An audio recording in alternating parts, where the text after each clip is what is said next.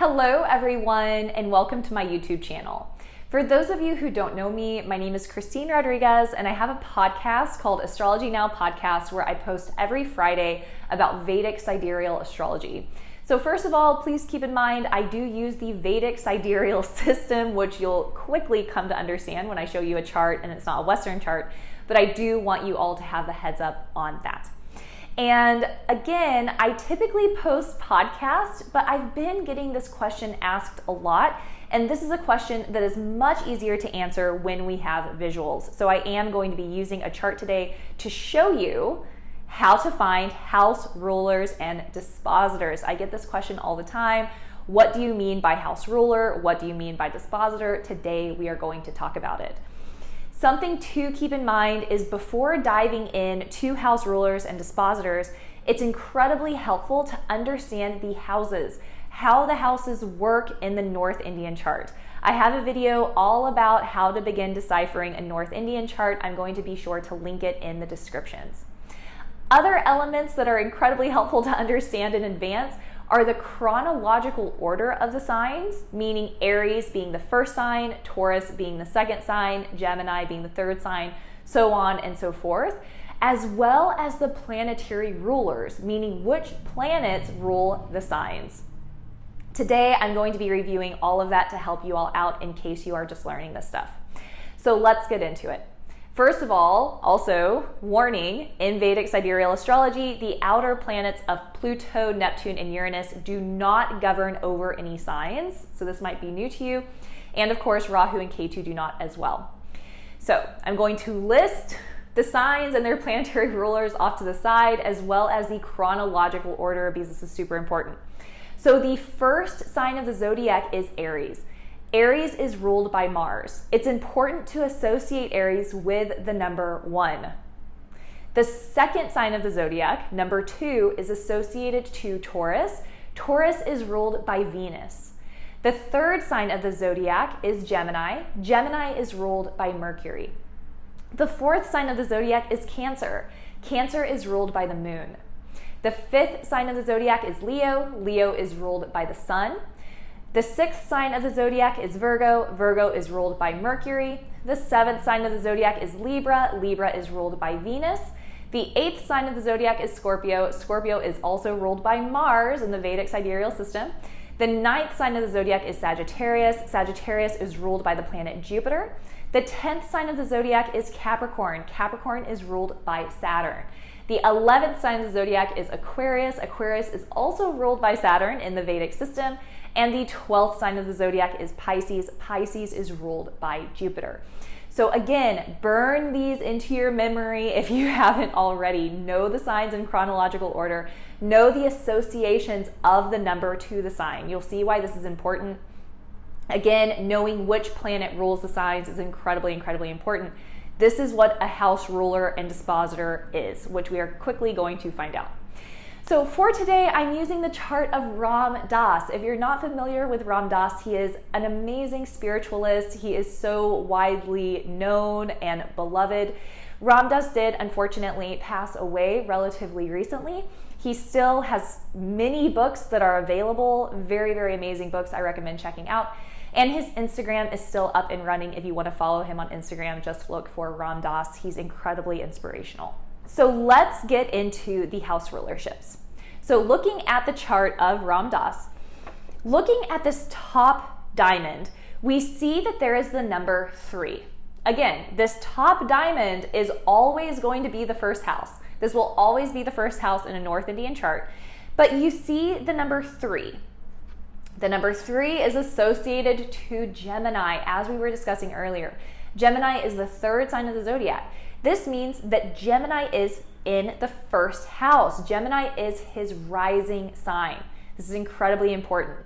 So to find his first house ruler or first house dispositor, we want to know where Mercury is placed, because as we discussed earlier, Gemini is ruled by Mercury. To find the first house ruler, we need to find Mercury.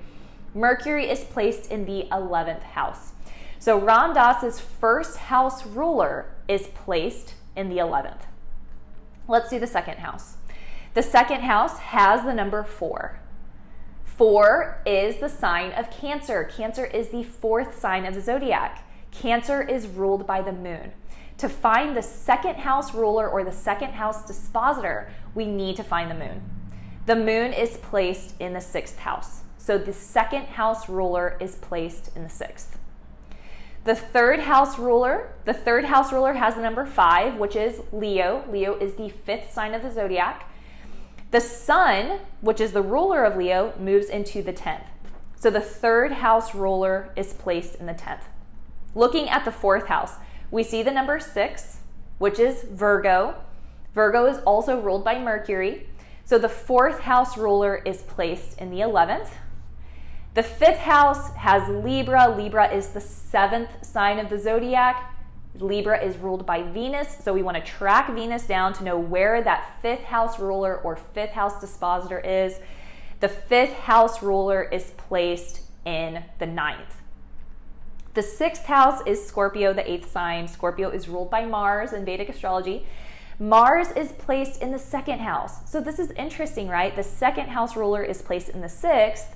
The 6th house ruler is now placed in the 2nd. This is called a sign exchange in Vedic astrology. The 7th house is Jupiter. We see the number 9, that's Jupiter. So the 7th house ruler is placed in the 1st house. The 8th house ruler, this is Capricorn, Saturn. 8th house ruler is placed in the 7th.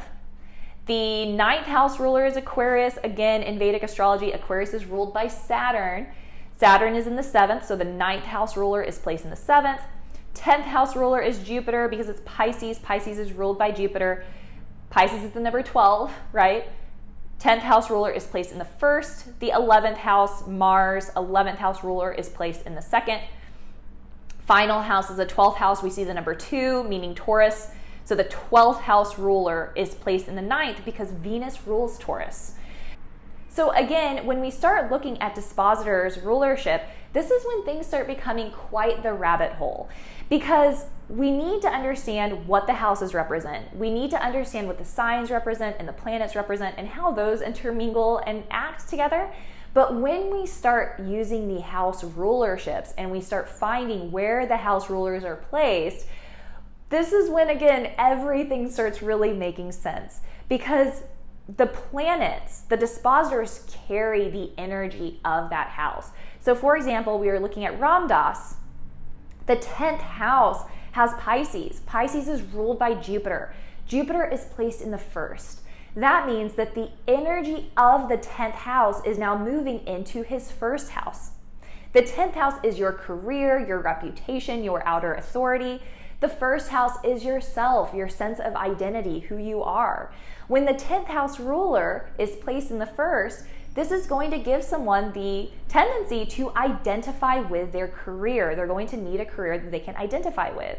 Ram Dass was originally a professor at Harvard. This was something he took super seriously. And then, of course, he ended up becoming an author and a spiritual teacher. Again, things that really did define his identity.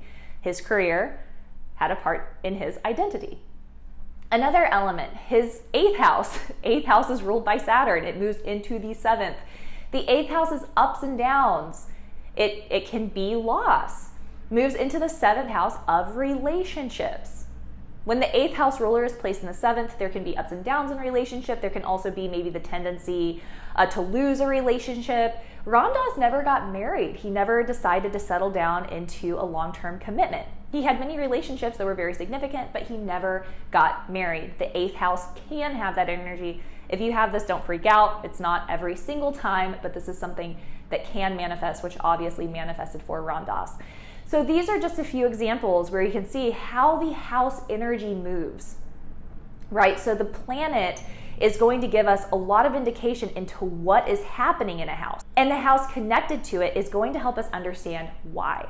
So this is incredibly important. We want to see the dispositor and the house ruler. Again, this was inspired by someone super sweet on my Patreon page asking about house rulerships. They were like, what does this mean?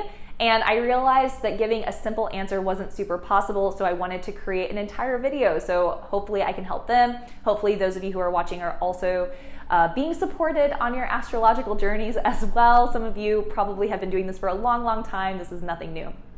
But again, If this is all new to you, your homework, what is going to help you read charts faster is to know the signs in chronological order, know the number associated to the signs, know the planetary rulers, have it memorized. You can make flashcards, you can write it down on paper, you can look at charts every day. Regardless, this is something that you can really drill into your memory in maybe 2 weeks. It's not a whole lot of time. You'll get it really quickly.